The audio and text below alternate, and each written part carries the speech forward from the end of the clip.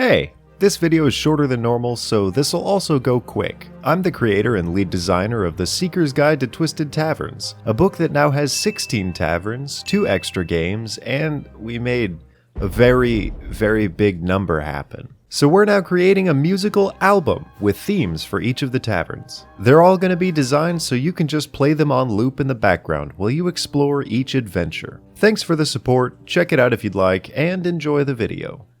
Welcome to a video about flightless bird people who your friends only play as a really annoying gimmick. Kenku are a very weird race to have been made playable for a wide number of reasons. But before I get into that, I have to take you back to the past to play shitty games with Samurai Jack, to a time long before the first Kenku popped into the material world. Because as I've said 100 times, ancient history is more important than recent history according to every D&D monster. In a distant dimension, whose origin is left open to the GM, the Kenku served a master as a servant race. We don't know who this master was, but they have to have been incredibly clever, very powerful, and a total asshole. Could be a demon king, an order of genies, an offshoot of Yugoloth, Odin, a demigod, a big fancy wizard with the coolest hat you've ever seen, or something less cool like a really big Kenku with muscles. Actually, no, that'd be sick too. But back then, Kenku could fly. They explored and scouted new territories and gathered information with the ability to interpret it with genius intellect. And above all, they were some creative little bastards. So independently creative, in fact, that they plotted against their master to steal something shiny because they're crows.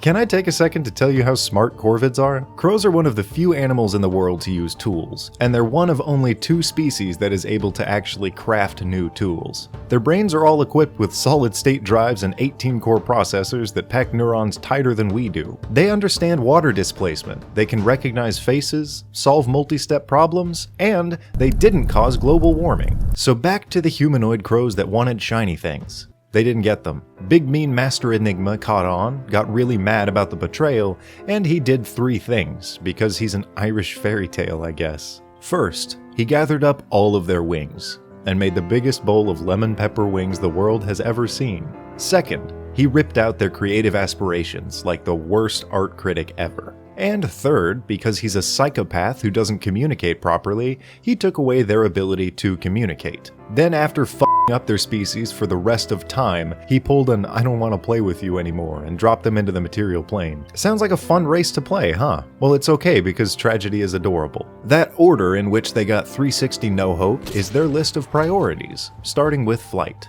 Any Kenku will stab you with a rusty knife to get a chance to fly again, be it with magic items, 3rd level spells, or an industrial-sized bong rip.